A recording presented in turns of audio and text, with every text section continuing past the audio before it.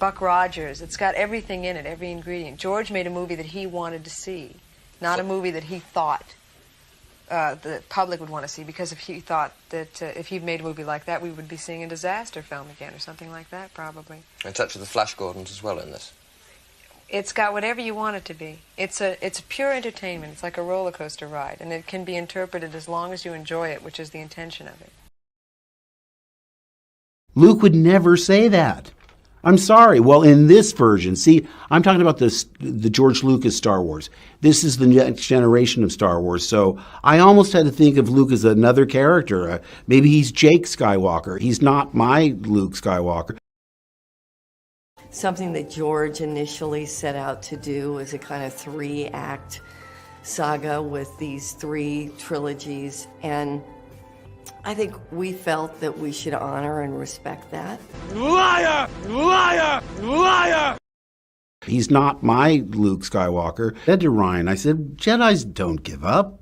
I mean, even if he had a problem, he would maybe take a year to try and regroup. But if he made a mistake, he would try and right that wrong. So right there, we had a fundamental difference.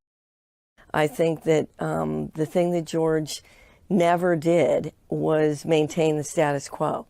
And I think that that's really important because... Fuck you, fuck you, fuck you, fuck you, fuck you, fuck you, fuck you!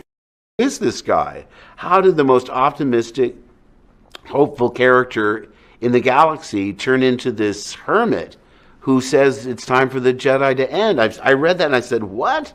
I mean, that's not what a Jedi does. I mean, a Jedi is optimistic. A Jedi has tenacity. He never gives up. He doesn't secrete himself on an island, but you'll... He did. He wrote the script, which I'm sure a lot of people don't necessarily realize. You just want to say, fuck you. Oh, fuck you, fuck you. Fuck you, fuck you. Fuck, fuck, fuck, fuck, fuck, fuck, fuck, fuck, fuck, fuck, fuck, fuck, fuck, fuck.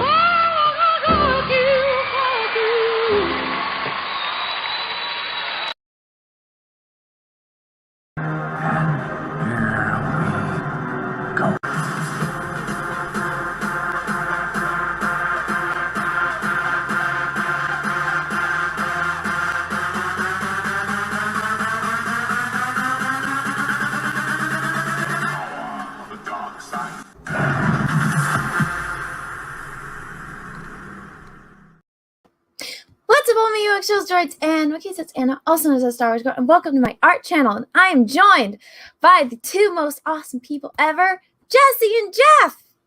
Hello, everyone. Everybody. Welcome into the show. We're excited to Hello. So, guys, tonight we are going to be talking about this collaboration that we 3 did, which was like art and comics and all of this cool stuff. So it's Stealing Solo, the Phantom Menace edition.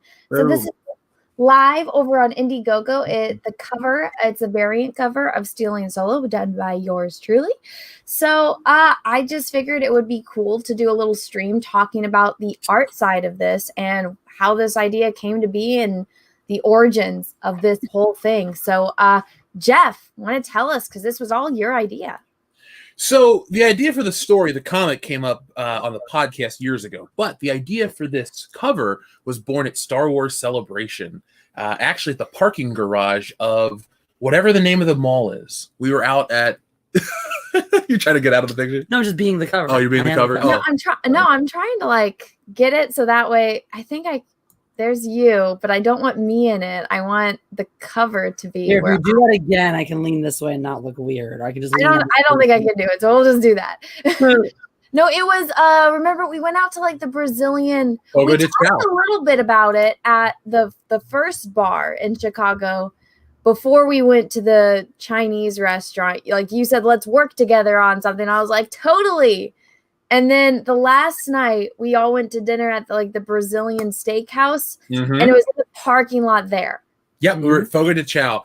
And it was funny because I've told this story a couple times on shows, but it was us and then a couple others. I think Kendo and Dion were still there and late. But the thing is, we were all we didn't want to leave. We were all having such a good time talking. Like that weekend had really helped us connect. And we're like, all right, cool. And we just didn't want to go. But this cover kept coming up like, hey, we'll talk about it, we'll work on it.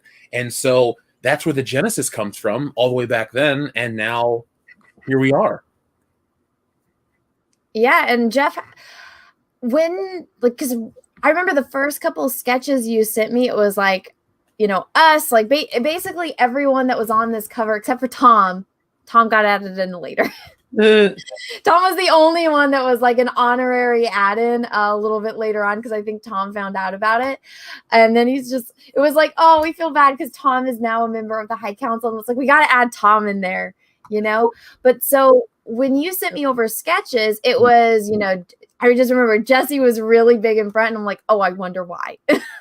Well, Jeff likes drawing Jessi. Who would have thought that? I know, guilty as charged. But it really wasn't the Return of the Jedi theme in the beginning. That's why some of the elements come together a little later when you get involved, because it was a Phantom Menace cover. That's really kind of the only idea. And it was like originally going to be the Return of the Jedi style where everyone just looks like themselves. But then you got involved and it got themed and it got amazing. And now, Holocron Larry Fox is right. Tom's everywhere anyway. Yeah, Tom's everywhere anyway. Yeah, exactly. It made sense. It made sense to have Tom in there. But so... Yeah. Of course he found his way there. Well, when me and you started talking, because it was just plain line art and I like color. So I was like, okay, so originally we were looking at this concept, which I think you can see very, very much. So it was inspired by that. And so the original sketches that Jeff sent me that I couldn't get to load via Z Photoshops because it was just too blurry because I didn't have a saved copy. So technical error on my effort. Something always goes wrong before these streams starts. But so it was a little bit of a different layout. And obviously, there's Lando here. There's a couple different characters, but where it's like, what really do we want to see and what will look as cool as possible? So that was when Jessi was originally in like her Mindless Entertainment t-shirt. And I was like, no, why don't we make Jessi, like, let's keep it Return of the Jedi theme and get Jessi in a costume. I'm drawn as Slave Leia for Cecil's campaign, so we'll just keep me as Slave Leia. Like, get Ethan originally, had a pie, so it's like, let's make that pie look even more scrumptious. We obviously got Cecil the Hutt, get Jeremy in there. And then we were talking about... Caesar there too, right? Yeah, Ethan was originally Caesar. It was it was your idea to make him into the Emperor. Yeah. Pulling the strings behind the scenes the entire time. So was that me? That was you. Yeah. Okay. It's been so long ago because this has been a huge work in progress for a while. I actually have a bit of I did some recordings of this, guys. So there's a video I'm going to play for you guys. There's no audio or anything. It's just me painting very quickly. So here we go. So you guys, I'll make this all big and you guys can watch this while we talk. But so I actually, when we were talking about it and going through, so this is obviously me painting Mauler. So originally you can see like the light from Jeremy's lightsaber would be green because, not only is it Geeks and Gamers, the color green, but then it's also Luke's in Return of the Jedi. And so originally I had this like a green and then I'm like that, it doesn't look right. And something was really bothering me about it. And so I was like, well, Mauler's thing is, red. He's got the red glowing eyes. So finally I'm like, you know what? I'm not going to go with the way light actually would work here because this is, obviously the foreground and this is supposed to be the background. So I'm like, I'm just going to ignore science for a minute and just take our like creative liberties and then, make Mauler's eyes have that glowing red. So that way it kind of does show that difference in space. And so I did this a little bit differently, but I figured everyone would like to see like videos like this, like my little time-lapse videos.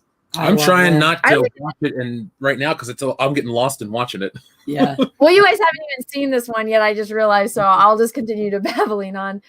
Oh my gosh, call me Jeremy. Shout how funny. Best voice cast. Ooh. Yeah, well, so this I know a lot of people were asking why like certain people were on it and stuff, and it's like, well, this was just kind of how we all met, and so it's like the first people that all came together and talked. And there's been people around on YouTube, but I just remember that live stream on EFAP that was like you and Jeremy and, Mauler and Rags I can't remember if Wolf was there. I feel like he was, but the Toxic Brood video. Yeah. See, And that's why the Return of the Jedi theme works so well too, because it's the original, and plus thematically, this is the end of the original trilogy. What comes after the prequels? We have so many more people in the community that make content. That's why one of the perks at the bottom, I said I'll do a sequel to this with another Fandom Menace thing with everybody this time. So everyone feels a part of the crew. But there's more than just I like Star Wars. There's a lot of like even every part of the book is actually kind of an homage to it as well, from the toy ads to all this other shit. So it's a lot of creativity behind the scenes and thought that goes into this. So it's beyond just we like Star Wars. And everyone, please smash the like button. I would sincerely appreciate it. To the 58 people that are watching, thank you so much. If you guys want to check out this cover, this is the first. So this is actually an oil painting, and I know when I did my Vampirella, everyone was like, we want you to do an oil painting. We don't want you to do digital art. And I'm like, but I wanted to do digital art, so I did what I wanted. But this is actually the first oil painting comic book cover I've ever done. So if you guys like collecting and you guys want first of things, this is a great way to get that. But the link for it is in the description of this video. I've also seen that a few of my mods have been posting it in here as well. So if you guys want to check it out. Jessi was kind of one of those editors that was sitting back that was just, kind of giving words of wisdom and advice and asking interesting questions. So Jessi, what was it like for you being a part of this? It was really neat because it was really it was a true collaboration in that you each brought pieces and it was really fun to watch because you kept making each other's work better.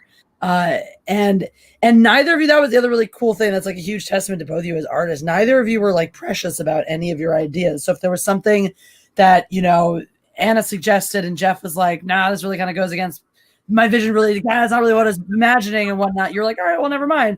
But then if there was something you came up with or moved some things around, it's like, oh, wow, that's really it. And then there was no point where Jeff was like, oh, it's got to be my way. It's all about the end product. That's all I care about when it comes to projects like this. And it was neat watching it go through some of the processes as well. Because originally it was sort of the layout was one way and it looked nice, but then people kept getting at it was a lot of the additions all right, well, we got to make room for these and that. And there were a whole bunch of different ideas too about about any extras that were going to be on to fill space. I remember the other guys was something that was floated at one point. The WCBS guys. Yeah. And then there was a whole we have Cecil, and then what if he had a salacious somebody, and who that was going to be was up in the air for whether or not that was going to happen. And so Tom became the perfect fit there. But I remember sort of with a lot of these additions and changes, and then it was Anna's idea to have Rags and Wolf fill the the space up there as well with Mauler, which was all. Well, we had Mauler, but then it was so we actually asked everyone that's on this cover for permission to be on the cover. Yeah. So Jeff had talked to Mauler, or no, wait, no, Jeff had. I talked to Mauler. Yeah, you worked out the Mauler stuff. I talked last year on the High Council. Afterwards, I had Gary and Jeremy, and I talked to them, but they didn't know it was a Star Wars cover because that's how late the Star Wars theme was added. It was a Phantom Menace cover. So Jeremy sent me reference photos way back when. I had reference photos and stuff like that. So people were involved with this at an early stage. We just kind of 2020 happened. We kind of all went our own separate ways and didn't really talk as much. But this was an old, like I said, it's taken forever to get here, but it's here now. Yeah. Well, yeah, I was talking to Jeff and Jessi about this before we went live, and I'm like, I was editing these little time lapse videos, and I wanted to have more to show you guys. But I mean, you can tell the difference. See, remember I told you I got a new phone in the process because I filmed these in my phone, and it's okay, look at the quality right here, and then wait for it. Look at maybe not right there with Ethan. Okay, look at the stars right there. Oh yeah. Yeah. Look at the quality compared to that. Yeah. It's a whole other color. Oh my God, it's crazy. I know. I know, that's the difference between the iPhone 12 to the iPhone 8. That's crazy. A big difference. I'm like, gosh dang it, I wish I would have filmed the entire thing with this. But so with I asked Smaller, and I was like, hey, would you be okay with this? And he's like, yeah, totally. And then I was like, it didn't look right without, because if you go back and you look at, let me see if I can find that video. In the very first time-lapse video that I did, which I think I sent it to you guys. Yeah, okay, I have part 1 right here. Let me get a link to it so I can pull it up. But so this was actually, guys, this was drawn by Jeff and painted by me. So here I have another video for you guys to watch. I think this one's a little bit longer. But so you can see how it's like all sketched out, but Wolf and Rags aren't there. Mhm. What is this? Because we added them in later because I was like, it's too empty for me, because I did leave some empty space just in case for when Jeff signs things. So that way everyone would kind of have a space to be able to sign next to their name. Because I know that some people would want like everyone, if it is possible to meet everyone at one point to get them all signed. So that's why there is a big open space right here, like in between Jeremy and Cecil, and then over like me and Jessi right here. And then like Ethan, the bottom of it is obviously kind of darker to make room for the logo. But there is a reason for that. So that way, but I was like, oh my gosh, it's like, because in the original Return of the Jedi, there's, the spaceships, the Star Destroyers, because it's like the Empire behind Luke and Han and Leia. And so I'm like, well, it's the Toxic Brood and it's Mauler and EFAP. So why wouldn't I put Wolf and Rags there as like Force Ghost? So I reached out to Wolf and Rags, and I was actually very touched that Wolf responded, because I'm like, oh, with everything that happened with him and his difficulty and his struggle and wanting to like just say bye to the internet for good. I was really shocked that he was like, yeah, I'll totally be a part of it. And I was like, yay. That's really nice. I'm really glad that it feels special. It feels even more special, that he's a part of it too. Cause it's like, it's a piece of a moment in time now in that way. Mm-hmm. So. Yeah, and this like really captures the essence of like the beginning of the Fandom Menace, I feel like, because it was like all of us kind of doing our own thing, and then we all were like, oh hey, that person seems awesome. Let's all come together and work together and like do this whole collab together. Yeah. And so that's what it was really trying to capture. So if we do another one, after, if everyone is like more interested, because I've seen a lot of people say, oh, well, like what about this person? What about this person? And the people that I showed like before, I'm like, can you tell who this is? Can you tell who this is? And you can see where I was cold and my scarf got shot. But I was like, yeah, totally. Like if this is successful and people want more, like of course, the supply and demand right there.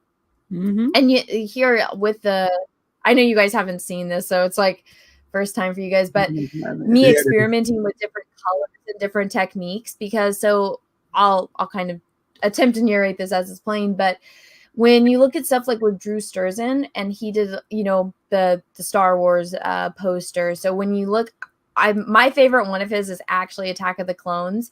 And you can see the way he does lens flares right, unlike J.J. Abrams, where he has the lens flares in there. So I was like, okay, how do I fill up this space like where me and Jessi are right here, like next to my head? And I actually had a lot of fun doing that and creating that illusion. And then I said this before when we did the launch, like I actually really enjoyed painting Jessi's leg, because you'll see in a minute where I like put the highlights right there on Jessi's leg. And I'm like, oh yeah, this is working. And it was when I was really getting into it. Yeah, you were saying Kale Mecca. Yeah. Mecca. You're not alone, Anna. What was that? I said people get really into my legs all the time. You're not alone. Oh yeah.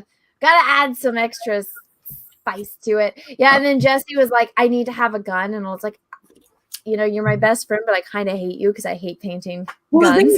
The thing is, you didn't say that at first at all. I was like, oh, I can have the Han Solo gun, and you're like, yeah, sure. And then like you started to get into it, and you're like, I fucking hate painting guns. And I was like, oh my god, if I had known how much you hated this, I would not have said anything in the first place.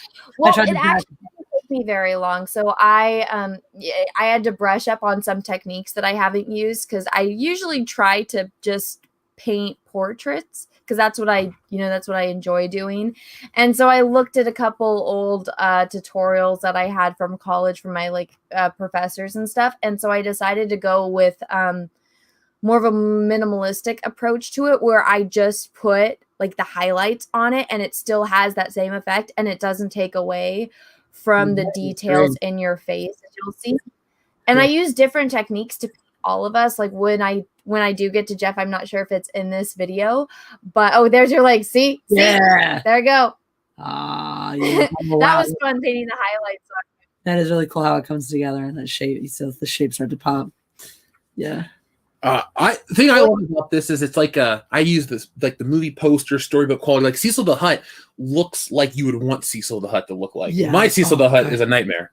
I love Cecil the Hutt so much because it's pure, it's funny, it's Hello, mine is Hello. like what would be like if you really met Cecil. A nightmare. A nightmare. A nightmare come true. Well, I think I like to idealize things because you guys know me, I'm super anal about the way I look in photos and stuff. And I'm like, oh no, if it's not a perfect photo, I'm like, delete it, delete it, delete it. But so when I paint people, I'm just like, why would I paint somebody to look as terrible as possible? So I always try to make people look the best version of themselves that they could be. Yeah. And so that's just my own personal aesthetics to when I do things. And you did the opposite. You're like, no, make Cecil fucking gross. I mean, I read the email on the High Council this week. I was That like, was please make him hilarious. gross. That was hilarious. Oh my Make god. him as gross as possible. So this is the part where I really get into Have you ever heard painting Cecil Jeff's face. speechless before? What? Have you ever heard Cecil speechless like that before? Maybe when he was like hammered about something. He didn't even see But- him out. Like it was almost too disgusting for the real Cecil. Yeah, He was just like, what? It was amazing. well now, Anna, everybody gets a magnet of Cecil the Hutt. So Yeah, I saw that. Yeah, Yeah. we were going. I remember I saw your text after we had already gone live for the Jack show. And then I was like, oh, and so that was another thing that I was able to talk about. I was like, oh, yeah, everyone's going to get a Cecil the Hutt magnet. And you can see right here when I Gary, I changed the color of the background because I was trying. When you're doing something like this, when you don't have like exact photo reference and you're kind of making certain things up as you go along, like obviously the colors in the background, that I didn't have photo reference for that. So I was just using my own creative leverage there. And so I was like, I was trying to balance it out. And so that's why certain things are certain colors. I know a lot of people were asking about that. And I'm like, no, you got to make it work to the best that it can be, but also you got to make it look pretty. And then let's see what's going on. Oh yeah, Ethan. Honestly, Ethan was like the easiest one to paint on I this think entire he thing. looks wonderful. Like when you sent me that picture, I have a little cutout of just that. I used to look at that part when you were anywhere near done. You're like, this is what I have so far. I'd look at that and go, this cover is going to be amazing. Like, didn't I? I pulled that picture out and would look at it all the time. Like, boom, this is going to work. Like all of it. It looks I'm happy it did. I honestly, with all of it, I'm happy with the way that it turned out. And you see how it's like I constantly keep going over things because I totally forgot that Wicked had ears popping out. And so I had to add ears to Gary and all that. And I feel terrible. I didn't know that Gary didn't like Ewoks. Nor did I. yeah, apparently that won't do that. So we learned that after once Gary saw it, and he's just like, yay, an Ewok. And I'm like, I am so sorry. It was cute because he still seemed like he was happy to be on the cover. Did you but hear he what he was said? like, oh yeah, no. After everyone, like the joke wore off quickly, and he goes, you know what though, I'm really happy to be on it. I'm proud, blah blah blah. Like on the High Council, it was a really cool moment. Everybody got involved, and it felt like the way things used to be. Yeah. And that's what I like about this cover, this campaign. It's like, hey guys, you all missed how things used to be. Let's make them like they used to be. There's no reason why it can't be. Exactly. So Jeff, there's an interesting question. So it says, what does stealing Solo mean? So the comic here, scroll down a little, Anna, because there's some pages of the actual comic. So it's the guys from WCBS, and it's a parody comic where we kidnap Harrison Ford and remake The Force Awakens in our basement. And shit goes down. It does not end well for anyone involved. But I don't want to spoil anything. Oh, thank you, Caleb. Yeah, so Thank you, Caleb. what I've noticed, because I didn't know what a variant or like what all of that meant until I really got involved with Comicsgate. And so, guys, this is a finished graphic novel, and I think it's still inside because I thought I brought it out here, but I guess I'm just failing at everything. I got an extra one right here. Oh, there you go. So this is actually, want to hold it up, Jeff? So Yeah. this is a finished graphic novel that's over 100 pages. The artwork is all done. So this is a second printing of this book. And so this is this exact same book. All of the art in it is done by Jeff. Mhm. I am just doing the variant cover. So this is the second printing of this book.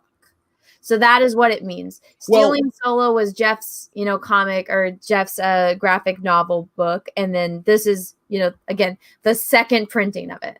And yeah, well, now the thing is, this book is going to be bigger because I've updated things. This isn't just like, oh, we got a new cover. It's the same book. This is 90. This version's 92 pages. The new one's going to be 110 minimum because we need sections for the trading card art for autographs and all this extra bonus shit. This is like a celebration of everything that we could put into one physical item. Now, this is the old one. You can get it at the higher tiers if you're one of these completist collectors like I am. But yeah, this new version is there's a ton of new shit in there that, like me, I have my John Romita collections of Spider-Man. I have Amazing Spider-Man 73 how many different times. Yeah. But each collection adds new to make me go, oh, I like this story. I'll read it again and then get excited. So as a comic book guy, I make each one worth your time. I like the story. I'm proud of the story. I love it. But all the collectible and add-on shit in this edition is different. Mm-hmm. Yeah, so we can go kind of through the tiers. And guys, I'll do another video on this or a live stream on this over on, oh God, there we go. There's Cecil, if everyone was wondering. Yeah. Oh my God. I love Cecil. That's such a fucking great piece of art. Oh my God. You really captured the real Cecil in it too. Like I can hear his voice. So that was the first thing I drew for the cover was Cecil the Hutt. Because the way it worked, Anna, was I took the Return of the Jedi layout and I sketched it out, like the rough outline of where each figure was. But when I got Cecil the Hutt, I went, oh. And I just started drawing it right away. I didn't even this is like the first attempt. I just sat down and it came to me right away. Holocron Library Fox makes a good point. The book is normal size. It's just Jeff's hands that are gigantic. Yeah, this is like, it's normal comic book size. Here's what it looks like. Here's what it looks like in my hands for reference. Yeah. Hold up a ruler. And, it's a nice, hefty book too in terms of like quality. The page quality is really nice. I know people don't like the big two these days, but this is the same quality book that you get from. I went to the place that prints DC's books, so Oh, so do a lot of CG people though. Yeah, it's great though. That's the thing. Like we have now had access, thanks to the internet. We all have access to the same level of production that the big companies have. What can't you do anymore? Exactly. It's look, power's in our hands. We control this now. So yeah. Well, as I sneak in a snack right there. I like how Ethan's just behind him. You took the section of the thing. Actually, Jeff, you want to know something fun? So up here on the painting, I was, because obviously you're in the spot of Han Solo, but you're in your bathrobe from the thing. Yeah. I tried painting your hand and the gun exactly the way Han Solo's was in the painting, just as a little Easter egg for you. Oh, I know. Believe me, I noticed the way you did the lens flare with the cross on the scope, just the light. First, I noticed that right away. I changed it slightly. So some people are in different costumes and different things because this is a parody. I know some people were saying, oh, copyright. And I don't think a lot of people, which is fine if you don't have to deal with this on a daily basis, you probably don't know. So copyright rules for fan art got lifted back in December. It started in December 2012, and I think it was officiated in January 2013. And so if you do fan art, that's completely legal. But if a company sees your idea and likes it, they don't owe you anything. So I've explained this a little bit. When they came out with, when was the last Ninja Turtle or like the reboot Ninja Turtles movie? Was that 2015? Yeah, like 2014, I think is when it was on. 2014. So all of the artwork and concept art for the Ninja Turtles was actually ripped off. That was somebody's fan art. And they completely designed the Ninja Turtles in that 2014 movie off of somebody's fan art. And the guy can't do anything about it because it was fan art. So that's one of the downsides about fan art. So actually the Star Wars Battlefront 2, one of the covers of it was completely ripped off of one of my teachers in college. Like the design of Luke Skywalker looking up at the AT-AT with the smoke and stuff. The design that they did for Battlefront 2 was completely ripped. The design is literally my teacher's design that he had done like back in 2011, and they ripped it off for the Battlefront game. And so that's one thing. But so for this, because it's a parody, because I know some people are like, isn't Solo like a thing? And I'm like, well, no, technically Solo is a word that you can't trademark. Just kind of like the rebellion is a word. You can't trademark. I mean, that movie Free Solo, one of the Academy Awards, it's about people free solo climbing. Solo literally means just means alone. Alone. I mean, you learned that. I know. If you saw the movie Solo, a Star Wars story, you would learn that because they taught you awesome things like Solo, I'm alone. Mm-hmm. I know. Some people, though, they aren't aware of these kind of things. You know what's funny, Anna? If assuming that, people on the internet are as honest as they claim they are, we actually have proof positive that this passes muster under parody laws, because I was just tootling around the internet and found somebody made a video some year ago or whatnot going, I submitted this Stealing Solo book to Lucasfilm's legal department. Yeah. And a whole bunch of people were jumping to the comments being like, I did the same thing. Yeah. So if these people actually did that, then Lucasfilm's legal department has theoretically had the opportunity to review Stealing Solo and therefore knows that it does not infringe upon any copyright. Here's the shit at the end of the day. I've had a lawyer since I wrote the goddamn story, and he's still my lawyer, and he's still my friend. That's true. I have. That's it. That's the end of it. It's called the First Amendment. Mm-hmm. So, yeah.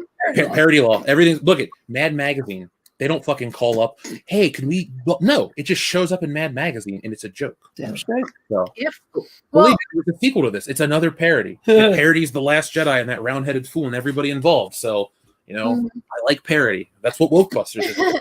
Well, also, like some people were talking, because I did explain, I'm like, oh yeah, this is inspired by, which again is completely illegal to do artwork that's inspired by something like this, but obviously it was changed enough, because originally actually Cecil the Hutt was over here at some point, and then it was actually pretty different, because I think I had at one point, like, or you had it where it was like you, Jeremy, and Ethan like across, and then all of us were kind of smaller, and then we switched it back and forth, and then finally I'm like, all right, we'll just do like the middle, which is usually not a good idea. Usually the only time you have people that are centered in a composition is if it's like the Queen, but you usually, or if you're Wes Anderson, you have everything centered, but so usually you want to avoid that, but I tried to do it enough balance so that way it's a triangle, so it's like the Holy Trinity in a way.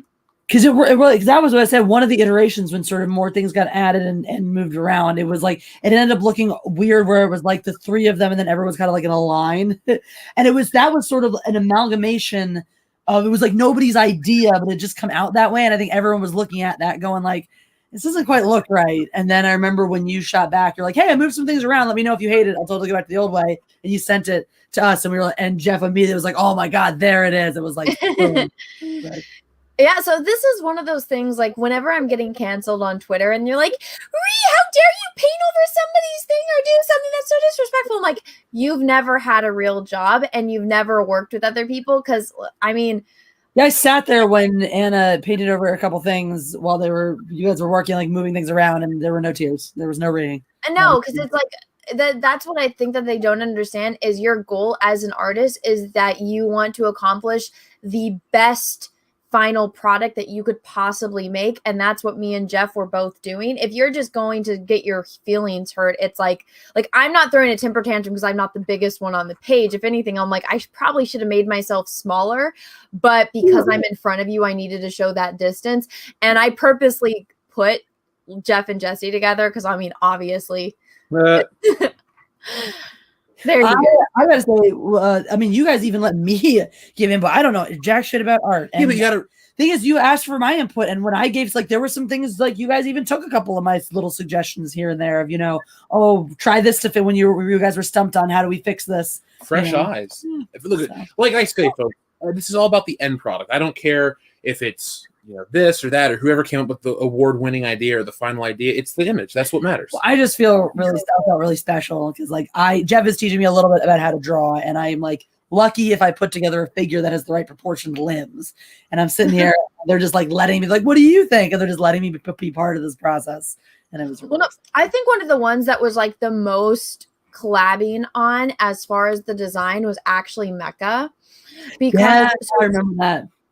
Because Jeff had her like just drawn like her, and then because like even Jessi was drawn in like just like the t-shirt and jeans, and I was like, I think it would look better aesthetically as if we all, like, to make us all fit and look like we're in the same universe, as make us all Star Wars, but obviously we all have like certain trademarked looks, and so Jeremy's in his hat. Jeff, I mean, usually you're not on camera, so it's not as, okay, this is Jeff's iconic look, but I think we had to focus on you from the comic, so it's like, there you go. Cecil, Ethan, Jeremy, obviously, you see them and you're like, exactly who that is, and Jessi, your hair is obviously very iconic. Yeah, I'm like, me and the Slave Leia, that's a joke from the Jack show, so that just fit together. But with Mecca, it was like, you had her drawn, and then we were like, I remember we were really working on it, and then we did different renditions of her, or at least you drew different renditions of her because it's like, well, let's keep it Return of the Jedi theme. So what was it in the original, like in the original trilogy? And so it's like, okay, well, Cecil the Hutt, and then when we change Jessie's costume from her outfit to the costume, it's like, I can't remember what the character's name is, Jeff, you probably know, but the chick that Boba Fett goes like this too, with the crazy hair. I looked her up because they're special edition characters. Yeah. There's 3. There's the Rhodian, the Asian lady, and then the red one. Yeah. And Mecca is an amalgamation. Jessi and Mecca are both amalgamations of the red-haired lady. Yeah. Because the green Twi'lek is too iconic. Plus, she's dead. Yeah. And then the other one, Olga, yeah. yeah, Ula. and then the other one is really just a nobody special edition, like white Twi'lek instead of a green one. So like, I figured why not take the coolest element, because Mecca's got she's got the red hair. I remember that being part of the thing. It's like, well, make her the Twi'lek because there is a Twi'leks are a thing in Return of the Jedi, but give her the red thing because it's the red hair. D. James Baker knows what Rystal or Ristal. That's her name. Yeah. So. Yeah, Bristol. So yeah, and I originally had kind of sketched out. Well, Jessi she has got like these spike ears. So instead of painting Jessi ears, I gave her those spikes. Yeah. And then originally she was kind of like the other, because I know Ola died, but Ola, I gave Ola, the other one didn't have the little ear spike things. And she also had like a little bit of a different thing. And then I think I tried painting it and it just wasn't working. And so I went to this and I'm like, okay, well, also the spike thing is for her glasses to sit on because, she's got to have something like that. And then I thought this Ola's headpiece was cooler. And so Mecca just became like, just a mix of the best elements of each. Rezakai says, I actually didn't know this. Rezakai says Ristal is in Return of the Jedi, but she's also in Revenge of the Sith at the opera too. I didn't know that. Nor did I. Let me Google that. If that is true, then she's a lot older than she looks in Return of the Jedi. Yeah. Good for her. I mean, like cool alien genes. Here's the thing about real life genes. Ula is the same lady in the special edition and in the original cut. They got her to come back, and you can't tell she's in better shape. I didn't know that. God damn. The shit down in the pit. Wow. That's all added in. Like you can't tell. That's how good she looks. No, I never can, because that was the one I've seen the least. But in the times I've watched the special edition Return of the Jedi, I've never noticed that for a single second. Yeah. It's not up on here. It for whatever reason, obviously, it wants me to do Crystal, but so it's Ristal is in Revenge of the Sith opera. Okay. Well, if you do Ristal Wikipedia, she should come up. Let's see. Oh no, it's got a circle of her in the background, but I can't see it very well. I know that George Lucas is in that scene. Like they walk right past George, but I don't remember. Let me open image in new tab and zoom in. No, those are wrong. Oh well. I like how we broke the stream. We're like, oh, we gotta find it. I don't know. We gotta find it. Somebody, if anyone here is on Twitter, find the picture and tag me on Twitter, and I'll pull it up. Ristal Sant or Sant. There we go. That's her name. Wait, what's her last name? Sant. Sant or Sant. I don't know how to pronounce it. I like the name Ristal. Ristal. I like how we all are just Googling this. Human feeling Harvard singer and dancer. Oh yeah, she is. I see her. So Anna, I see like with George, because that George Lucas is right there, and so is his daughter. Yeah, she's here. I'll pull it over. Oh, there she is. She's right here. You see? Oh shit! No way. There she is. So for the other colorist who did the trading cards, I sent him the pictures of the action figure. That's like the reference he got. That's awesome. That's that I was kind of looking at that, and then scenes from Return of the Jedi. But I thought all of us, like, we all have something special about us. And Ethan, like, for a while was just this black blob. And I'm like, okay, well, obviously there's this light behind me that's highlighting me and Jessi. So that would obviously reflect on Ethan to pull it in. And then Gary has this. I tried doing a more yellowish green because, Nerdrotica is the yellow, to kind of highlight him and add that little bit of, alienness. Because I feel like green, you kind of think of aliens and stuff, at least, or maybe that's just me. Because I think you did a great job down there, because there's a lot of Return of the Jedi imagery that has been made post the movie. Like we're talking, the DVD artwork is very much that green burst effect. So you really captured that there. I don't even know if you intended that, but that looks just like the home video release and shit. So, maybe I subconsciously did it, but not. I was just kind of messing with colors, and so this was back before I changed Mahler's eyes to red. But I was trying to think of balance and how if I made it more of, because obviously this is all very blue up here. So I'm like, okay, well, if it fades up to a cooler color, then the bottom has to be kind of warm and has that, transition. And the main transition is obviously right here in your face. So I was like, okay, I have to balance out the bottom. So that was kind of more of my thought process with that. But I don't know, maybe I was subconsciously doing it for that. Exozone with Gary and the alien. There you go. You go. Could have. It looks wonderful though. Like, I'm not going to sit here and spend the whole stream saying, "Man, that looks so great," because you already know that. But like, it's so cool that we're here at this stage in it. People are excited. It's only been under a week, and it's already doing incredibly well. So I mean, 5 days. We were almost 70% of the fucking goal in 5 days. Yeah. And the thing is, folks, I have all kinds of perks and tiers, and I decided with these magnets, because I found where to get them made, that every 100 will do a new magnet will be thrown in, because they're not. For my end, I took care of everything, but like everybody loves these magnets. Everybody loves the trading cards. Like, we got these fun things. I've actually thought too, Jessi, if this moves enough, I know there's another level that you can unlock. I'll tell you off there. But yeah. Dang. That's exciting. Well, when I finish something, I hate everything I do. And so it's like I have to, because I'm just like, I finally fucking finished this thing that's been the bane of my existence for months. Yeah.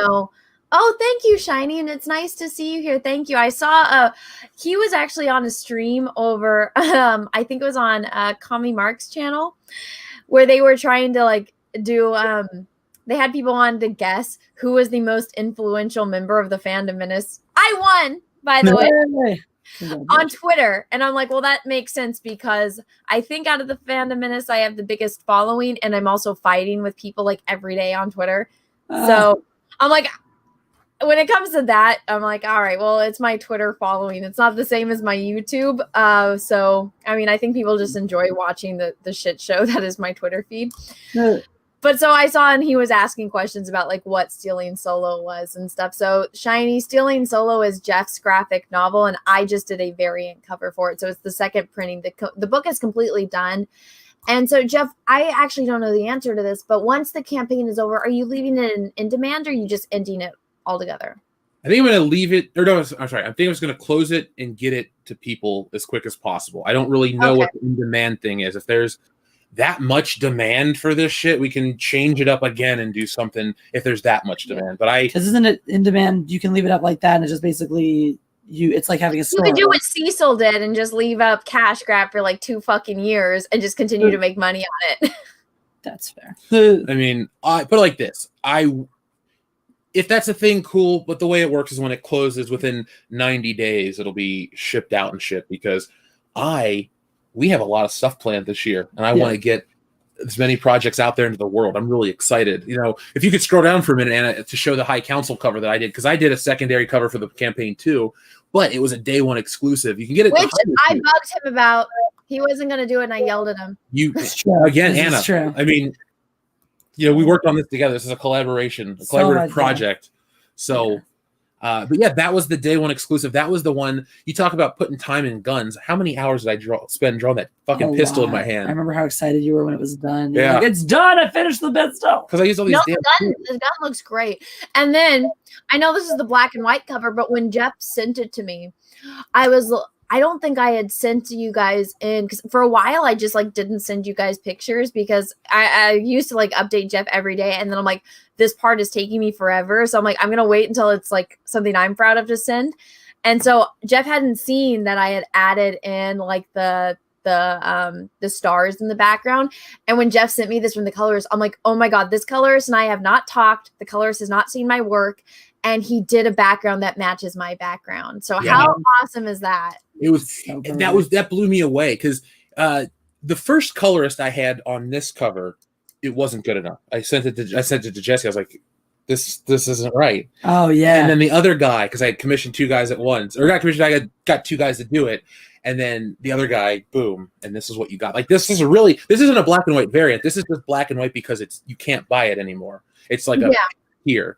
Let me see if I can pull it up without doc. Oh, you can kind of see it right here. So if you guys go and click on it, you'll be able to. If you go into the World Class Bullshitters community tab, I have a pretty good picture of it there too. So if you're really interested to see that, that was a callback to the Avengers #4, which is one of my favorite comic book covers of all time. That's why Cecil's where he is, because in the original cover, it's Captain America, Iron Man, Thor, Ant-Man, and the Wasp. And in the picture where Cecil is, it's the Submariner. It's also featured in this issue. And I thought, I love comics from every era, but I want to celebrate my favorite eras as well as create new stuff. So I thought, it's a nice little callback. Mm-hmm. And it was going to be, the cover title was going to be something different, but just like, it should be Rides Again. Because remember, I was copying one to one from the cover. I was like, no, it's got to be from the Avengers cover. Everyone will get it. Yeah. And I'm like, no, your way, it just sounds more natural. Yeah. You should do I see somebody saying they want a magnet of this. You should do a magnet of this, like the color one. Fine. You know what I'll do? I'll change. When I get to the I'll throw a Cecil magnet tier on there. That specific image, I'll get that. No, I meant this whole one, like the whole High Council cover. Oh, I could that. That'll be that's gonna be. Well, the thing is, when we hit our stretch goal, it'll be a sticker, but I can make it a magnet. It'll just have to be like after everybody else gets a magnet. You know? Yeah. That'll be a stretch goal. It'd be fun. Guys, if you want to back this, if you haven't already, let me put the link is in the description, but let me put the link in the chat. Josiah L. was about a Cecil magnet with that image. As in, do you mean that one on the picture here or the gross? Because you was talking about the other one from before. The Cecil the Hut one is already a magnet that everyone's getting. Yeah, that's already past that goal. That already hit a goal. So, but if that little green, the Cecil in the corner cover is what people would like as a magnet, that could be something too. Yeah. There was saying, I want the Cecil magnet. Well, hey, if you back now, you're going to get a Cecil the Hut magnet. And you can get Cecil trading cards. There you go. Yeah, so what else were we talking about when it came? I didn't even look at this gun as intensely as I am now because I didn't know it took you that long of a time to draw it. It looks great. I like Ethan more hair.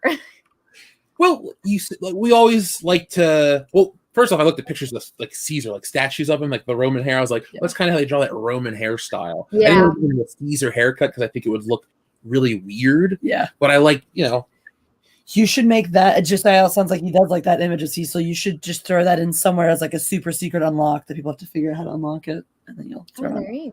You know what I do? I can isolate that artwork and make that happen. Yeah. There you go. You just have to listen and find out how to unlock it. Yeah. Something nice of Cecil and something gross of Cecil. You have to work harder to get the nice Cecil thing because it's way more unrealistic.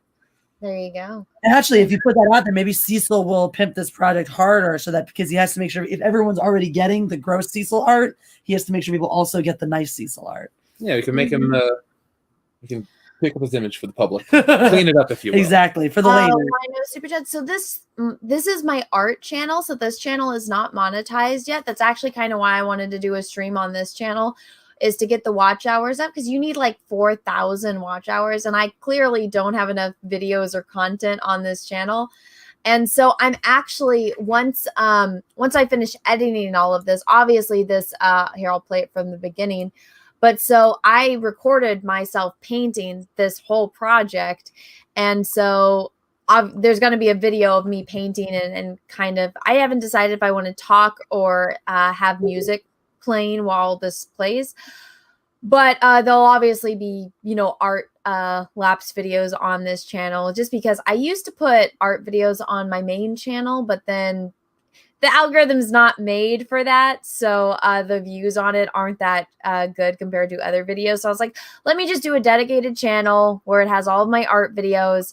So those will be up and hopefully that will help the watch hours. But I do have a link in the description to my Streamlabs, and you can do super chats through PayPal and leave a little message and I'll be able to read that there.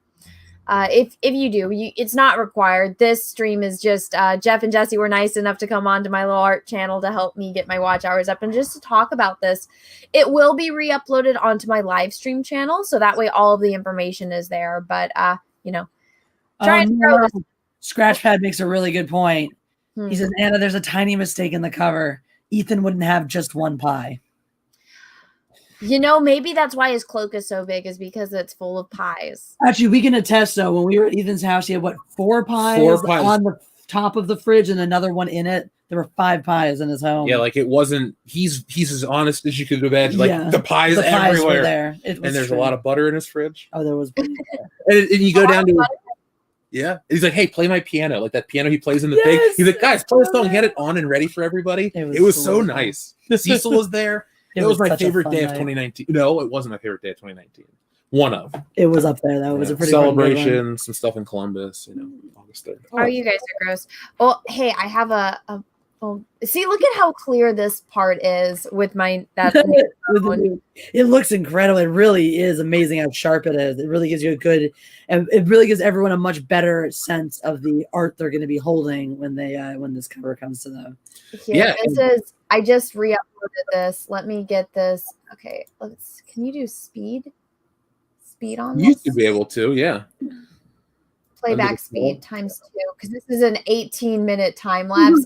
This isn't as sped up as my other ones, but this is just kind of to show more of a process if anyone does want to watch it. But only he has no eyebrows. He has eyebrows in real life. Yeah, he does have eyebrows, but so you can see, I actually like this version of Jeremy that I painted in the very beginning, but obviously I didn't paint it. So one of my hindrances as an artist is that I'm very impatient, and so I jump around.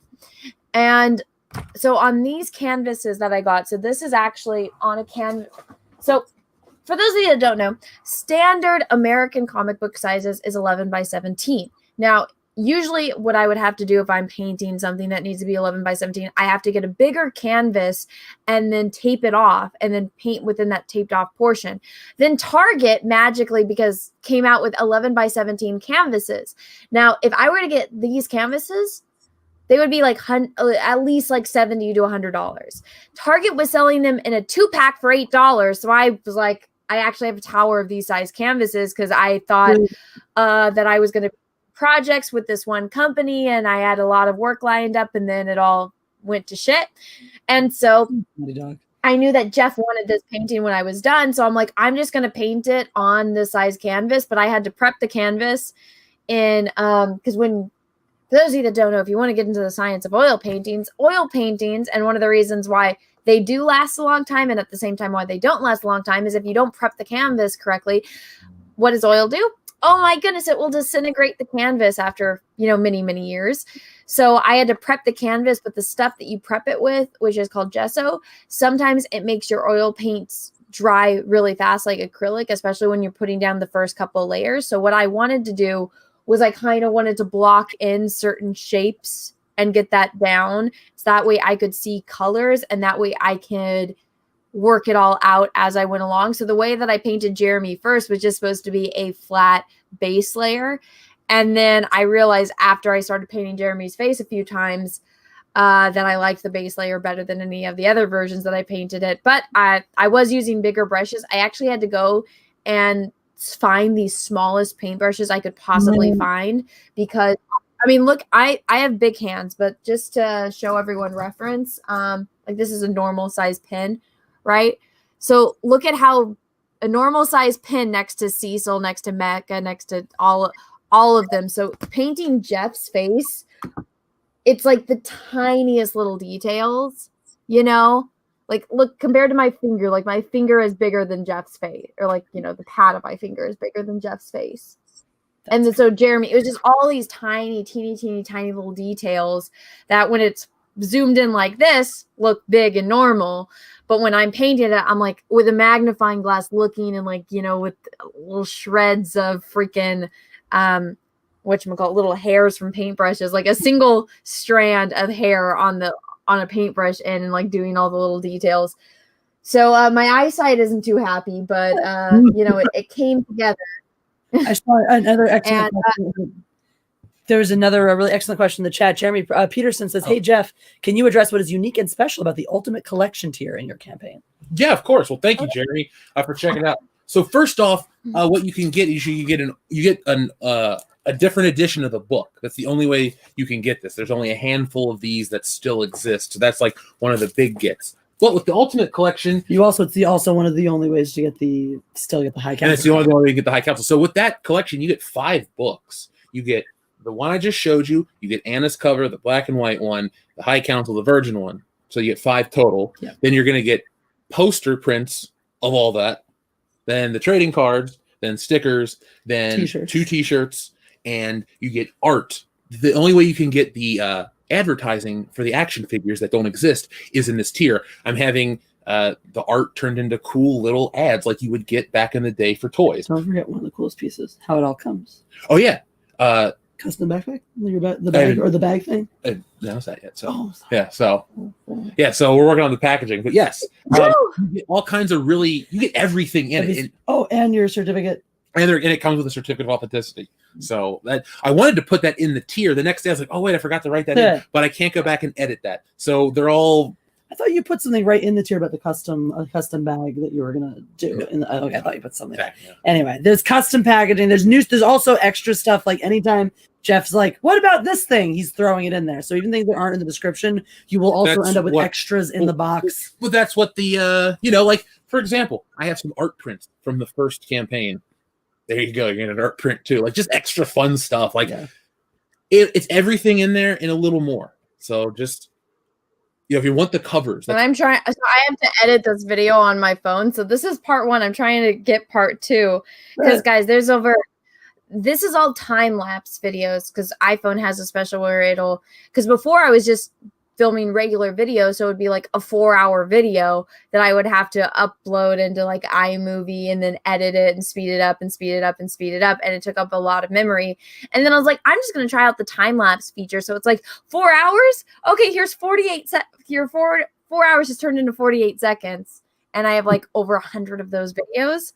So I was trying to edit these all, before this started, because I think the last video that I showed before this, it doubled it because, iPhone also updated one of their features where it's like before it wouldn't show you which ones you had clicked on when you went back. So I had to like memorize where they were in my little, where it shows you all of your videos. Mm-hmm. And so now it does. So I'm like, okay, I already got that one. But there's one part where it like shows me repainting Jessi twice. So it looks like I erased it and repainted it, which I didn't do. Well, that's nice. But I'm glad I didn't get erased. But also before, when it was like the 4-hour videos, I would edit out every time my hand wasn't in the shot. So it was like constant cuts and zooming and all of that. It was hell. And it was absolute hell.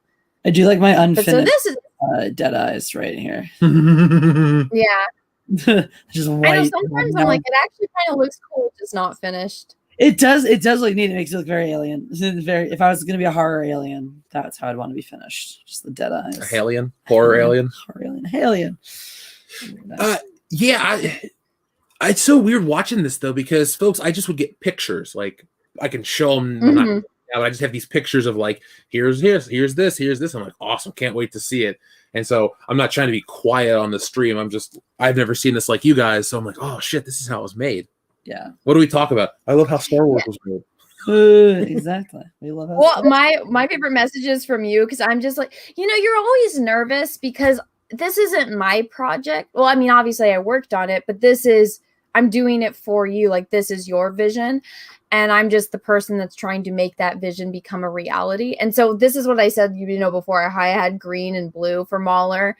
And it didn't look right. Like there was something off. And this happens to me all the time. And it's when I need to take a break from a painting or a project I'm working on, is I'm like, there's something wrong with it. I've been working on it for too long and I can't see what it is. And, if I show my boyfriend, he's just like, I think it looks great. And I'm like, that doesn't help me. And I sent it to a bunch of people. Everyone was just responding the same. Like, I think it looks great. I think it looks great. And I'm like, but there's something wrong with it. And I think it looks great. It only helps you. Yeah, my ego just got stroked hardcore, but it doesn't help me fix the problem. And so I kept repainting Mauler over and over again because obviously I'm blending in colors. So sometimes if something dries to a certain amount on an oil painting, like right now, the background, it's like half dried. So, when paint, it's like, it's wet and, if you touch it, like the paint will come off completely. Right. But so if it's half dried and then you put like the strokes that I did for Wolf and Rags, you can see those strokes in there, but it blends in a little bit better. So I had to wait like for things to dry a certain amount to add certain things. So you'll see me like repainting certain sections and then blending it in, like kind of like what's going on with Jessi right now. Because obviously she was already painted, then I had to add more. And sometimes I add a little bit to make it darker and whatnot. But what was I saying? Oh yeah, so with Mahler, it's like originally I had like the green from like Jeremy's lightsaber and then the blue, and that was the end of that. So that was part one. I'll finish playing this one. So obviously, or we can restart this one. So obviously there's like a big difference how it was green and blue. And then I'm like, no, it's not looking right. Let me add in the red. And then finally it started. I'm like, okay, yeah, this is working. This is working. And then Jeff sent me the trading card of Mahler with like the glowing eyes. And it was one of those moments again where I'm like, oh my gosh, me and the artist, like the other colorist, we haven't met. We've never spoken. He's never seen my work, and I had never seen his work until Jeff sent it to me. And I'm like, he's doing the exact same thing that I'm doing. Yeah, my dude, his name's February. He is my favorite colorist. I've had a handful.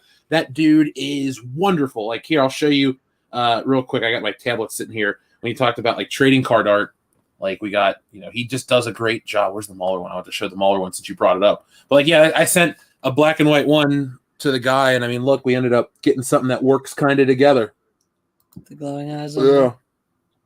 So, yeah, it even looks like it's glowing on the screen. It does. Mm-hmm. That's what I'm going to do this weekend. I'm going to figure out my overlays for the cards, like the actual design. Yeah. Because I got all the backgroundless files back today too for the magnets and shit. Oh, so nice. I got everything prepped and ready. Cool. Very cool. Like all I'll need to do is just be like, hey, blah blah blah, I need this many magnets printed, please. Here's the artwork. Huzzah. I've used them before. They make all my stickers and pins. Oh, nice. And those are, you guys they're have my nice, yeah. stickers. The big ones that Anna has Yeah, too. they're has really too. nice. Yeah. So yeah. Stickers. I love stickers. I actually, so when I got this new phone, I like to have wallet phones, and they don't have very many. Look at the difference in the camera quality just right there. They don't have very many Star Wars ones. So I just like, what looks like outer space, and this one had constellations, and then I just stuck a Baby Yoda sticker on it to make it Star Wars. Somebody was nice enough to send me 100 Baby Yoda stickers, and I'm like, what am I going to do with all these? And now I'm like, oh, I know. Well, you're going to have a few more because we got you some from the store. So. Thank you. I know you. I saw that. And I was like, I was like, oh, we should get that for Anna. And Jeff was like, why don't you? And I was like, I totally should. Getting these. How come? Oh my goodness. Well, I'm still getting these ready, but so after I finish editing all of that and getting the video out, I'll be able to post it. And then I think what they did when I was doing the Vampirella Dynamite campaign, they were able to link it in there. I don't know if that's I probably should have asked you guys this off air, but if that's something that you want, you can link to the video of me painting it. Maybe that'll help. Oh, yeah, definitely will. Yeah. I'm going to make a little thing for the trading cards this week too, so people know what they look like, because those are I think they're the most popular item. I got to look at the index of everything I sold. Yeah. But like people want those so much. Yeah. So who are the two ghosts? So for those of you that don't know, this is Wolf from Dishonored Wolf. He no longer has a channel, but he is part of the original EFAP crew. So this is Mahler. If you haven't seen Mahler's videos and him doing a review of The Last Jedi or The Rise of Skywalker or The Force Awakens, his videos are kind of legendary about that. And they have a show called EFAP. And so I actually found EFAP because of Wolf. And so this is Wolf, Mahler, and then this is Rags. And so the reason why they are on here is because they were, we were all kind of doing our own thing. And then everyone was like, you guys should all hang out and you guys should all meet because you guys are all doing your own thing, but you guys are all talking about the same thing. We all think that you guys would really get along. Well, that's actually how I met Jeremy. That's how I met Jeff. Actually, I found out who Jeff was because I guess you mentioned me in one of your videos and there was an article saying that. So I clicked the article and it took me to your video. I found Jessi because everyone's like, you need to check out Jessi. And I was like, who's Jessi? And then I was like, I've seen those thumbnails of that girl screaming. Okay, let me watch this video. I found you out because of Jeremy. Jeremy was like, have you seen this chick? She's like really passionate about Luke Skywalker. I saw your Luke Skywalker video and I was like, wow. I had said to the guys, I'm like, we should try to stream with her. Like when we first saw the video, and then I don't know what happened. But thankfully, it all worked out. It doesn't matter that we didn't stream that day. We have this. because we all eventually became friends. And then you guys obviously had your thing. Yeah. You deny it all you wanted, but I called it from the moment. You did. Teasing me. But so the reason, they're on here because they kind of did their own. So this is like the beginning, because when me and Jeff talked about this originally, and we're literally in a parking lot just talking about it. It's like, oh yeah, like, and obviously this was in the works years ago, or 2 years ago now, right? Yeah, 2019. We were at Celebration. It was just the last day. Yeah, so I mean, this is the concept that we came up with, and the only one that got like the add in, because I know some people were asking about other people being in there, like, well, we didn't really know them yet, or we hadn't talked to them yet, and so like obviously Tom is now a member of the High Council, so Tom got the honorary add in.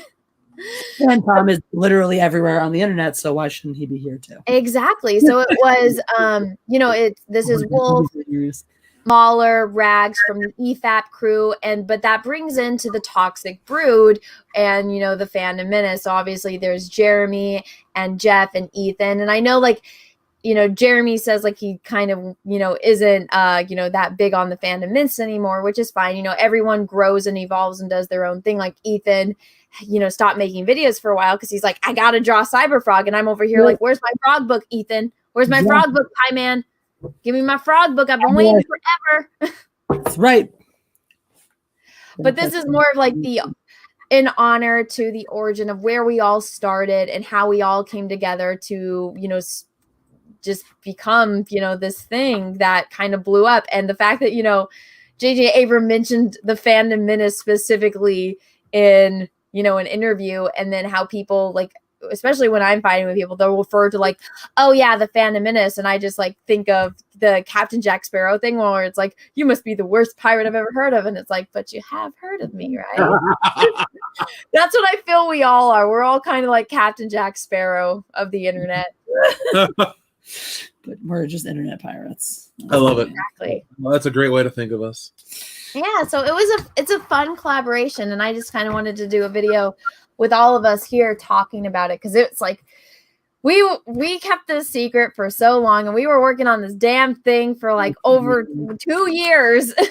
Oh my God, yes. And it was a total secret. It was awesome. Because I would tell the people like Tom and Mecca, like, here's what's happening, and show them little stuff, and they'd be like, oh, secret's safe with me. Mecca to the point would go, I don't know what you're talking about on air. Like, Mecca is a really trustworthy. Like, she is. You can tell her shit. Secrets. She keeps us a good secret. So, yeah, it was hard to keep this under wraps. My mom knew about it. Friends knew about it. The guys on the channel knew about it. Mecca and I swapped. She knew about me and you way before anyone else did. I knew about her and Rob before a lot of people did. So I think that might have been. Anna, was that on one of the streams? Remember back in the day when you and Mecca used to pop onto my crazy late drunk ones, and then we'd like the three of us would sit backstage afterwards? Yeah.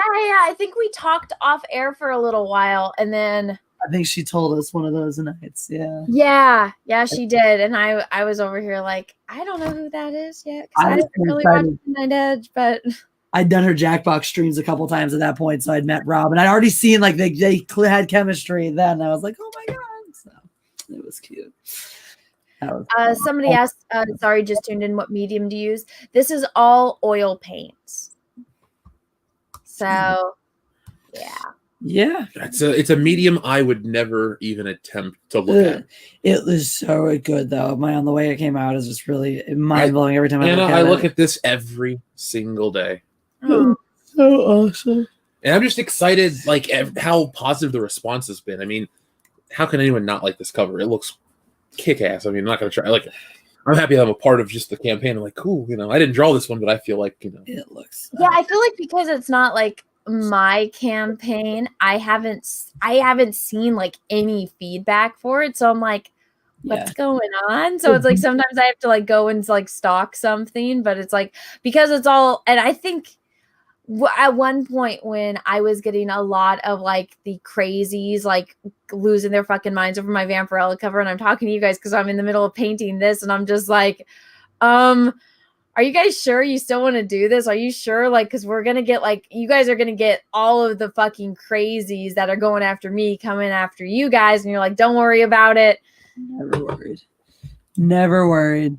I just let the art speak for itself, and I don't worry about anything else. That's what this is about. This is a an amazing collaboration that we've worked on. I mean, clearly this thing is doing well. This campaign, this stream, Anna, is doing awesome. We're now at 70% of the entire goal. Holy shit, really? Yeah, it's at 70%. It's jumped up a lot. Okay, so we're at 2,675 with 445 backers. Let's refresh it. Let's see what's up. I'm trying.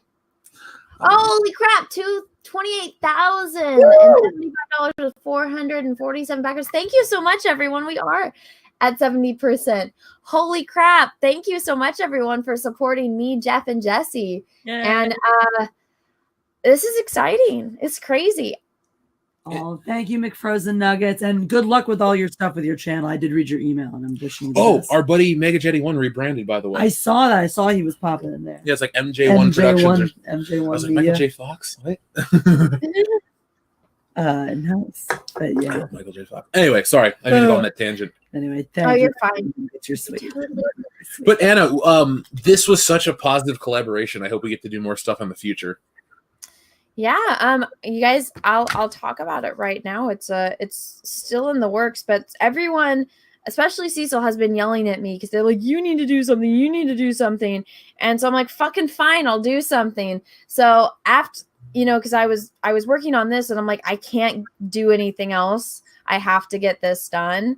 And so I was like, okay, when there was times like when I was really waiting for something to dry, because I'm like, if I fuck this up, which was Mahler. So I'm like, if I get my hand on this and it's smeared, I'm going to fucking lose my damn mind because it's perfect the way it is. Yeah. And so I had to stop. And that's when I had like the time to do the Gina painting, which that one took me almost no time. Well, I mean, I shouldn't say almost no time. It was like 20, 30 hours.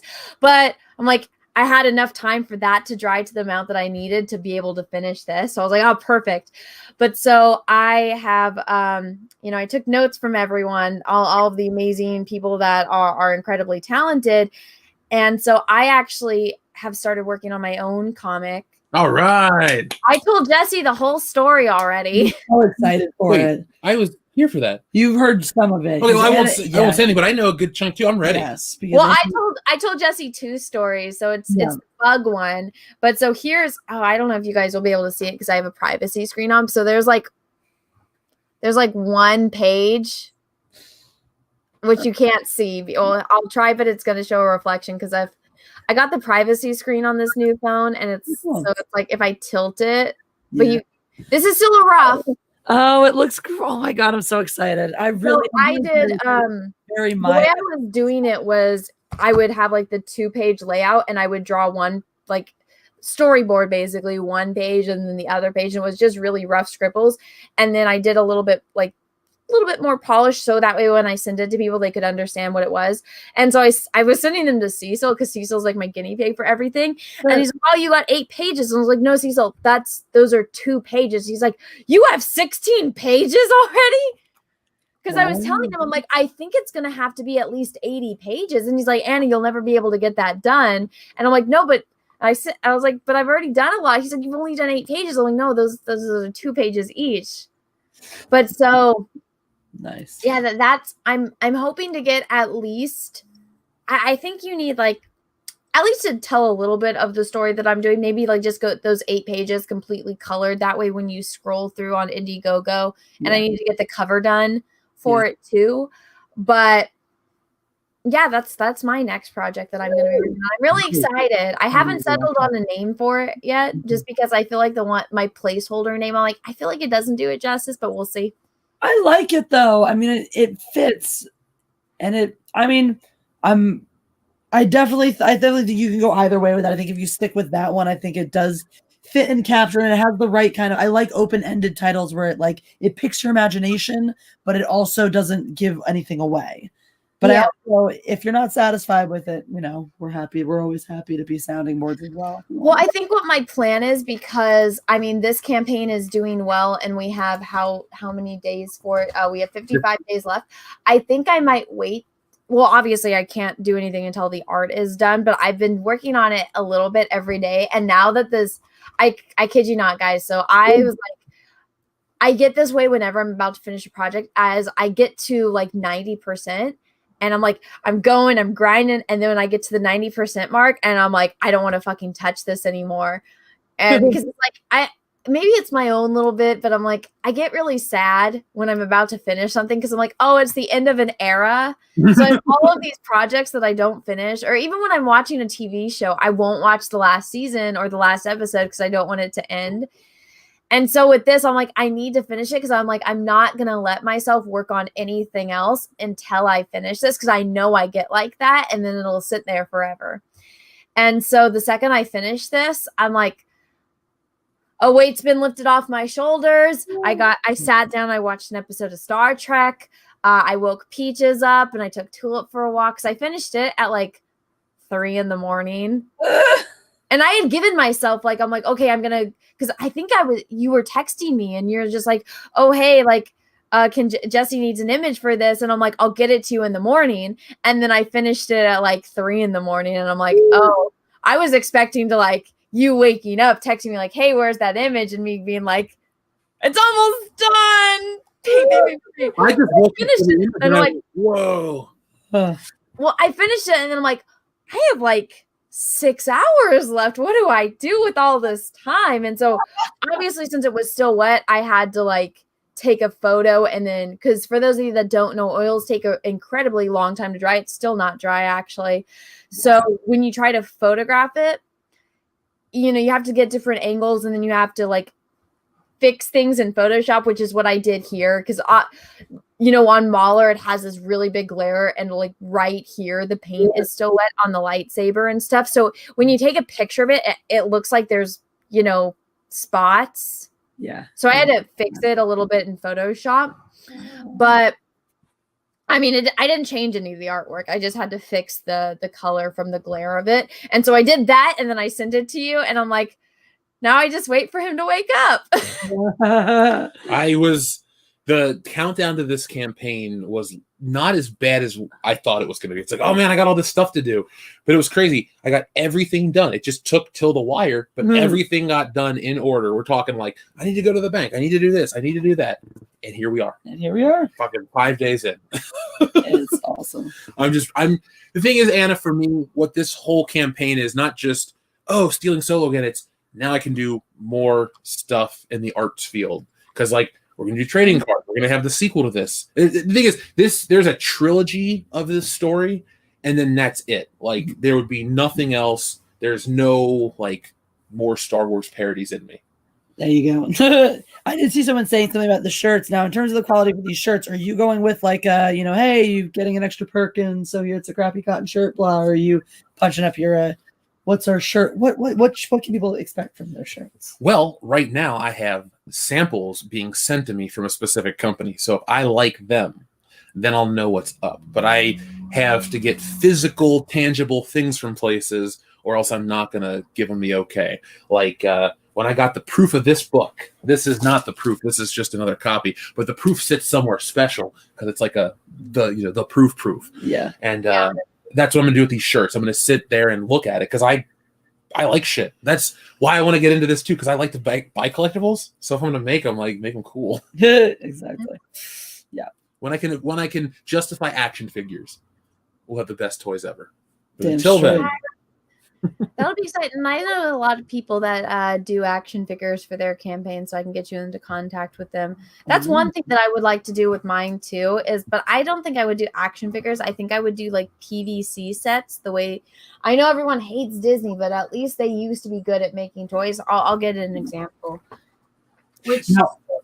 I want to do these little PVC figures that Kevin Smith made. They're called like in-action figures. The Clerks ones I showed you. Yeah. I'd love to get those made. Well, see, I would like to do something like this because, even though this is dusty, so Disney doesn't make action figures anymore because I think it's just too expensive and they don't have characters that sell. Yep. But so this is a PVC set, and you know, it's just the figures. It's kind of like cake toppers, but I mean, this is really popular now, and I feel like this is a more inexpensive way to get all of the characters, and you know, everyone can buy it as compared. Because I know I'm a little cheapskate, so when I look at Ethan's like figures, and I'm like, okay, well, actually, that's a little bit. I would expect to pay like $60 to $100 for the Salamandroid instead of 35. So I'm like, that's actually really reasonable. But usually it's like, well, if you're like me and I'm like got super OCD and I need to have all of them, it's like that can add up real fast when each figure is like $25 to $30. Anna. So this is like, you know, dude, I got a collection of action figures where each figure's $90, and I have no end because it's the X-Men from Japan, and I got Cyclops, and Gambit so far, and Psylocke. Yep, it's true. Oh, and we got Batman. Okay, this is how cool our relationship is. We have a couples Hot Toys gifts coming, Anna. We have couples Batman and Robin from Batman Forever. I'm really excited. Oh my god, you guys are dork. Yeah, that's our couples movie. Couples it is. Yeah. That or well, aren't you guys cool? Star Wars is the real answer. Yeah, like you that. know what I just did because my Hot Toys David Bowie statue. Cool. Fuck yeah! I'm so fucking pissed about that. So I was like, what else can I buy? And then I magically got this email that this wait list I had been on for a while. It's like, oh, you can now buy this. And it was Gandalf the Grey. And so I was like, fuck it, I'm buying it. Hey, if you're ever on Sideshow, just do me a favor, look up the statue of the Rock. I bought that, and it's this giant shipping box that inhabits our background at all times. It's true. I can't wait to move so I can finally put it somewhere. We haven't even opened it. With Ship Pancake, I can't trust the Rock around Ship Pancake. Come on. Yeah. Well, I ordered Gandalf the Grey, and then I got Galadriel. I really want to get, because I was thinking, I'm like, what can I get? And they have Aragorn, because Aragorn's my favorite character.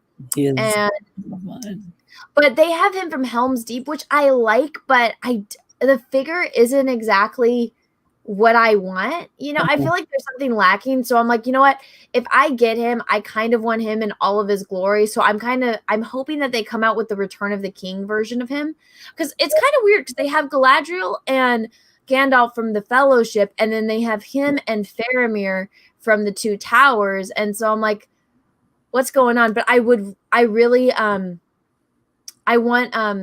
Arwen. I don't really care what outfit she's in. I just hope it looks pretty. But I don't know. Maybe it's just my affinity for elves. So I was like, I want to get the elves. So I was like, you know what? I'll just get Galadriel and Gandalf. And because this figure of Aragorn's not really speaking to me, I'll wait. I would want Fellowship Aragorn. I like the Strider look.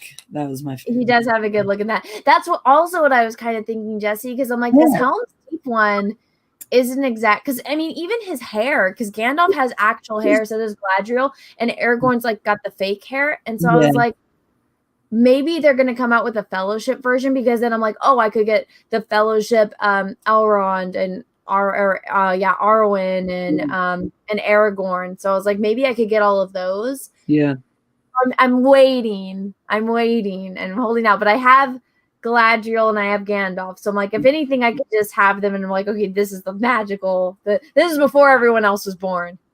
Version of them. I would love a Gandalf Shadowfax one.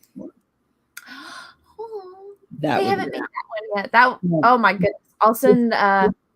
Hopefully they have that. I've been on this wait list for Padme forever because I want to have Padme. If someone ever does make a Gandalf Shadowfax, a good one, let me know, because that's something I would. I will. I was gonna say. I was like, if the second they release that, I'll send it to you. But off of the subject of Hot Toys, here we are, all painted. But is there anything else that we need to cover? I think we got it all, really. I mean, I'm down to talk about whatever you'd like, but I think we hit the nail on the head. People are finding the project. They're backing it. Just so everyone knows, every 100 backers, that adds another little magnet of a fandom menacer from the trading card art. And, you know, once we run out of those tiers, there's even more. But I'm just saying, like, we covered everything. I'm really excited. I'm happy, humbled by the success, and I'm really excited to do more. You know, I love comics. It's fun. Oh, you guys are gross. Yeah, and it's I'm happy that this damn painting is fucking done. Yeah, I worked on this for a long time, but everyone, this stream is going to be re-uploaded onto my live stream, which is that Star Wars Girl Live. I know I'm always late on re-uploading things, but that's because those things take forever to fucking download because they're always hours long. But that's where you find like my re-uploads with me and Jessi from the Matriarchy. Kitty Cat. Lando says, "Hi, kitten. This is Lando. He's one of our 2 older boys. Yes. He's a surly guy. He is grumpy all the time. He's the one. If you ever hear somebody like growling and screaming in the background, that's Lando. But, he loves the love. There he goes. He loves the love. He's giving in already. Yes. Well, so if you guys are interested in backing this project, here it is. The link is right here. It is also in the description of this video, but just in case, I put the link there. And my awesome mods have been posting this, so thank you so much, mods. I sincerely appreciate you. And so, yeah. Don't forget. Not only did Anna paint this cover, but it wasn't a commission-based painting. Anna's actually getting a cut of the campaign itself. So if you want to support her, backing the campaign directly supports her as well. So well, thank you for that. Yeah. Usually when you have stuff like this, either the artist will give somebody a flat rate or they are able to work out a percentage. So Jeff was kind enough to offer me a percentage. So I would be stupid not to take that. So that is how it is working. I just thought, like, 1, you're my friend, so that's important to me. But 2, if you're going to not only paint this, but help me with this way, I feel like we're doing this together. So it's only fair that way. So that's why I pitched it like that, because that's just, if I was in a situation like this, I'd love to, so that's what I'd want. So treat people the way I want to be treated. Thank you. Also, I don't think I've asked, what does your mom think of the finished project? She loves it. Anna, I showed her that picture. Remember when you had finished my face a couple months ago and I said, hey, I'm going to show this to people? I showed it to my mom. She's not only, she loves the poster, she loves the campaign and all that fun stuff, but she goes nuts seeing somebody draw me. She's like, oh, my little boy's famous. He's on a cover. I'm like, yes, I put myself in my own comic, Mom. Like, but,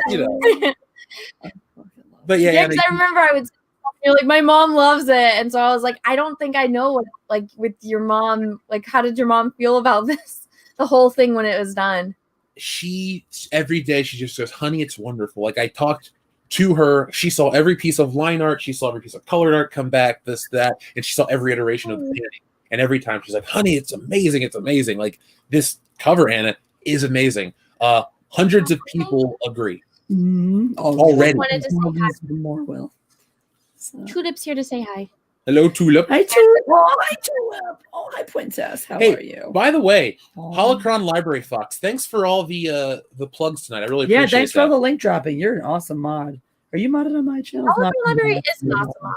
You can be a mod on my channel too if you'd like. Just remind me in the chat. I'm always looking for a good one. Yeah, and I see it in the chat too, so it's not like a strange listener. No, we love you. We know you. We love you.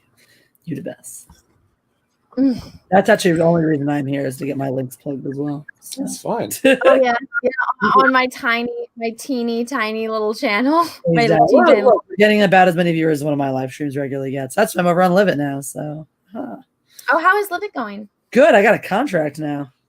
Ooh, yay! Congratulations. Good for you.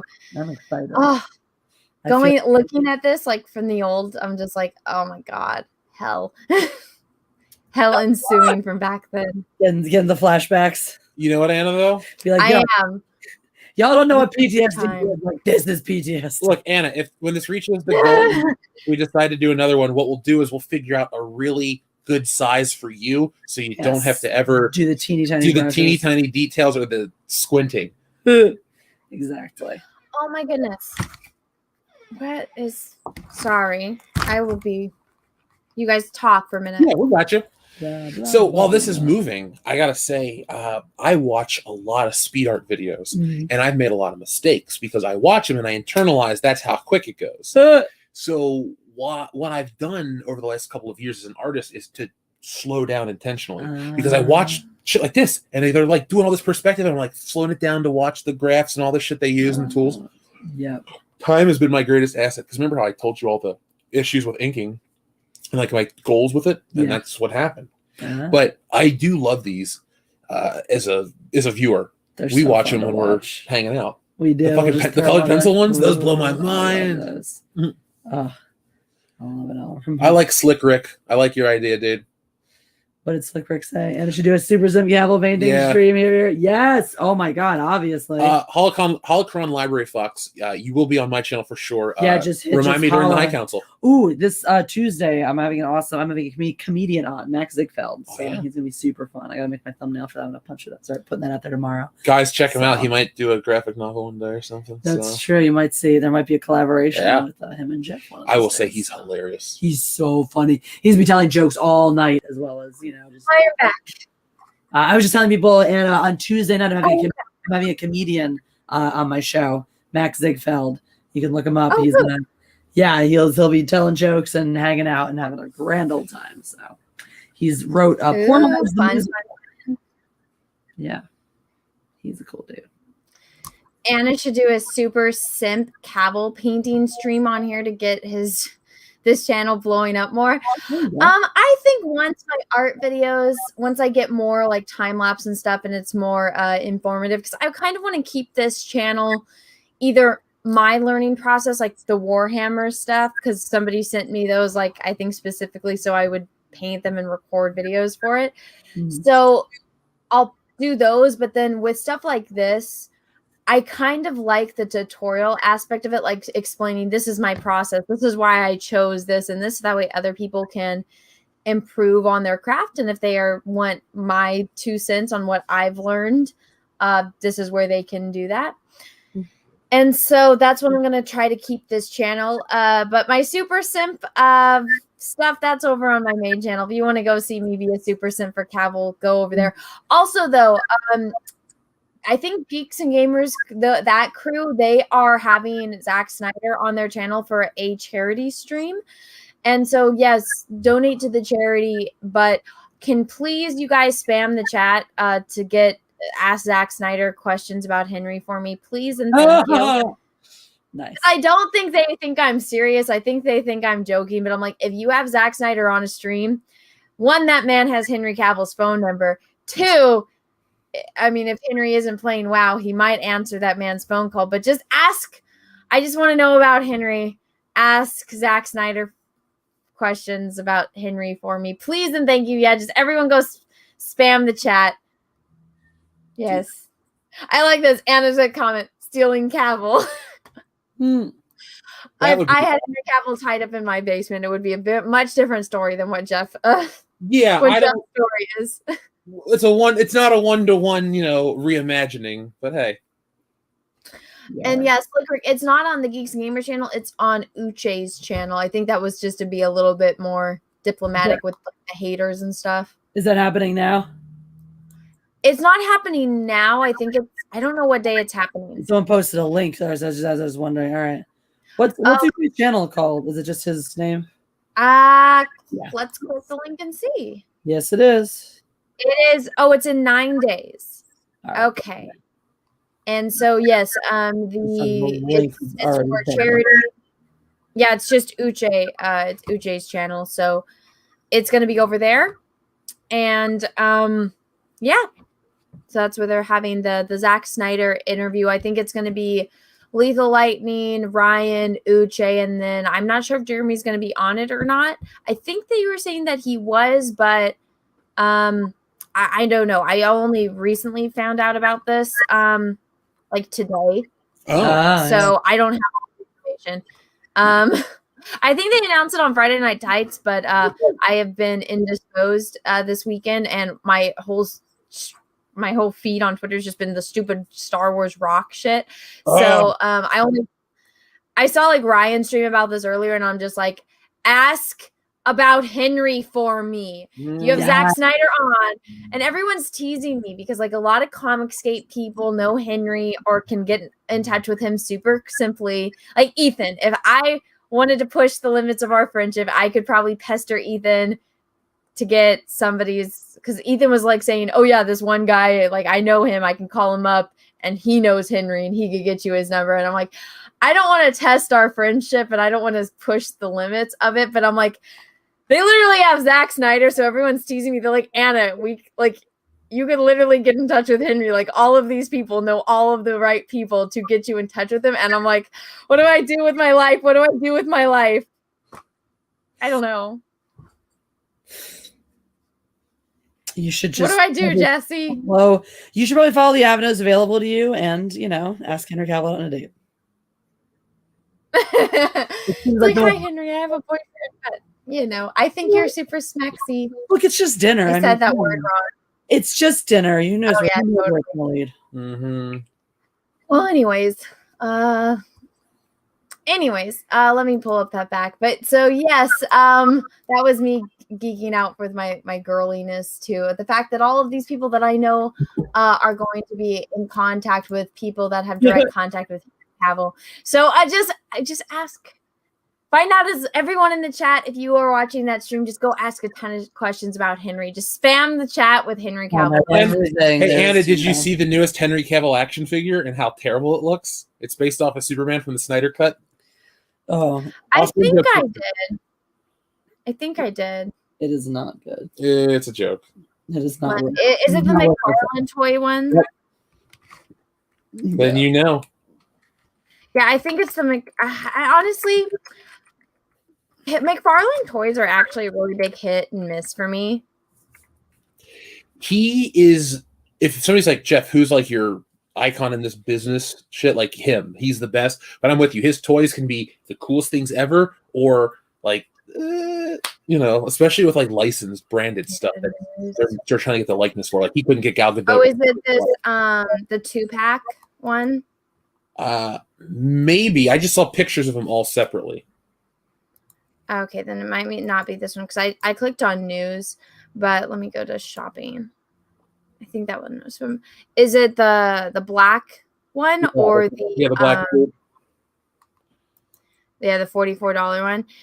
Oh no, that's a statue.